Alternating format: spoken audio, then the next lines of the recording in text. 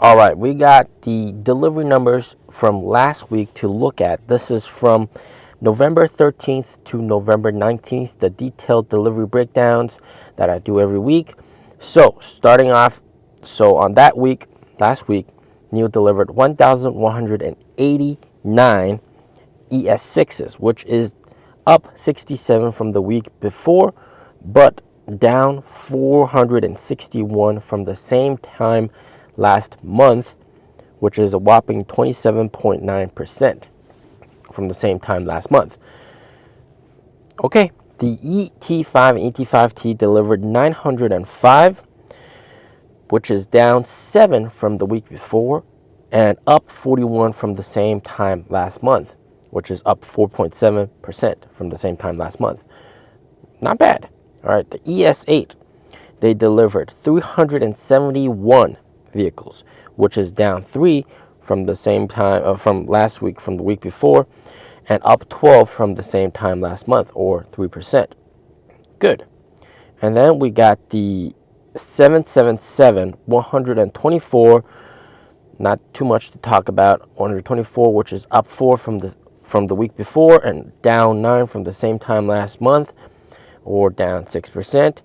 And then we got the EC6, which delivered 410, 6 more than the week before, and down 109 from the same time last month, which is down 21% from the same time last month. Total SUV sales in general, we got 1,599 compared to the week before, 1,526. So definitely seeing some marginal improvement in that aspect. Now, if we plot everything on a chart and take a look, here's what it looks like. It looks like we are bottoming out for ES6. Hopefully, we do not dip any further in ES6 sales. Hopefully, it stabilizes around this and hopefully increases. And we're just seeing them bottom out. We're probably not going to see a further drop because we're nearing the end of the year in December. This is also when sales reps will push the tax incentive. And I'll cover that in more detail in a future video, so make sure you're subscribed, hit the bell. But you can tell that ET5 not doing that well. ES6 has been in a multi-month downtrend since August, all right, since it launched, and it's losing quite a bit of steam. It's a fantastic car, but it's not getting the trendiness or the hotness that it deserves. All right, the E777 just chugging along. They're doing promotions on that, but obviously 777 is a very expensive vehicle. The ES8 just doing pretty good in my opinion. So, wow. Let's look at the competitors, all right? So first we got Zeekr 001, which they delivered 1,170, up 23 from the week before and down 665 from the week before, or down a whopping 36%. And this could mainly be attributed to the launch of the 007. A lot of people would rather buy that because it has a lot more of the latest tech, also 8295 chip. And that really brings us to the fact that 8295 chip is being shipped on current vehicles that are being sold, except NIOs. So in a sense, one can argue that NIO cars are slightly outdated, just slightly. All right, the 8295 chip has 8 times the processing power of the 8155. So some people may choose that. It's like when you have I guess it's not fair to use a smartphone analogy, but it is sort of similar. All right, moving on. BMW i3 1,204 deliveries, which is up 141 from the week before, but down 26 from the same time last month, equating to negative 2%. The iX3 delivered 621, which is up 5 from the week before and up 52 from the same time last month, or up 9%. BMW is doing okay compared to the same time last month. Now, plotting them all on a chart so you guys have a better look at things. Whoa, what a big turn of events. Zeekr, which used to be first, is now down in third place. BMW i3 becoming the best vehicle seller. I guess all the promotions really help. And then we got the ES6 over there. And just keep in mind, this is still very good, even though we're not like way up there. ES6 still doing very well, all right, in my opinion, because NIO's vehicles are still quite expensive. You know, quite recently I've been taking taxis sometimes, and just to have a conversation with some of the drivers, and of course they drive EVs.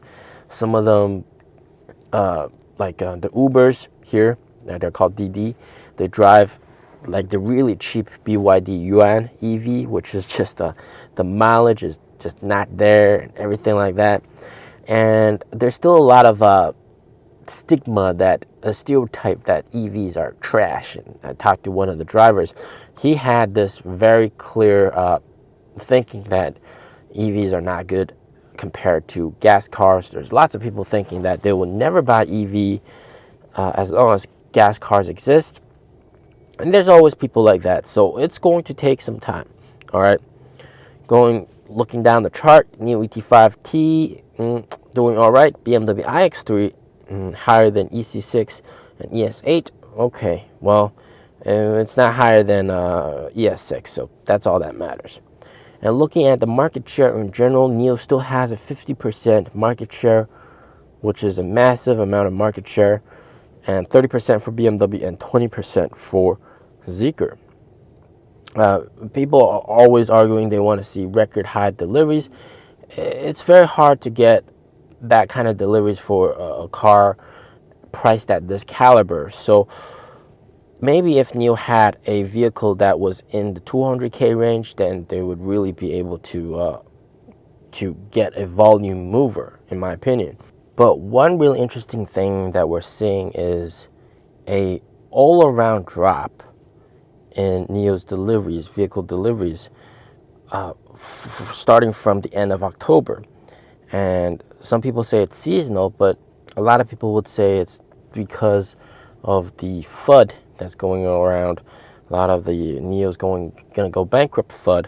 Too much of that going around, and that is causing fear in certain buyers, and they're canceling their orders, which is completely unwarranted. They should not be doing that. It's very stupid. And NIO's still building swap stations like crazy, which I think is the right move to do. And I just hope that NIO's able to give more detailed numbers when they announce these kind of partnerships with like Chang'an Motors. How many vehicles do they expect to produce together? How many battery swap stations are they going to cooperate and build together? That kind of stuff. Also with the upcoming Mercedes deal, which people have already been reporting on, NIO employees, sharing and saying that it's already a done deal happening on their WeChat and all that kind of stuff. And apparently they signed something. I don't know what they signed, but yeah.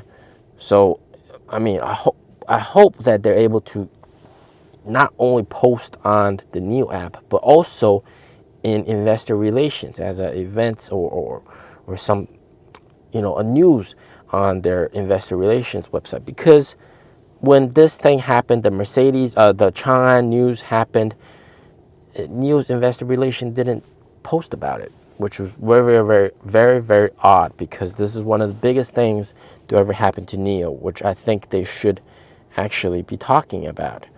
So I just hope that when it comes to Mercedes, they'll be able to post that via investor relations. Everybody's going to get an email. It's going to be a fantastic email. People are going to be very happy to see that Mercedes deal come through. And my personal expectation is, the CEO already said there's 4 to 5 other car companies lined up that are just waiting to get the papers signed. And I guess that pretty much confirms it.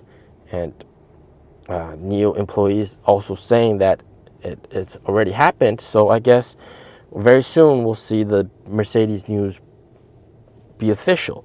All right. So just got to be a little bit more patient on that, and hopefully they can give us more details and launch an investor relation news post That way it's gonna get more attention. All right. Okay. What do you think about Deliveries? Not that great, not bad. What do you guys think? Let me know in the comments down below. Peace out.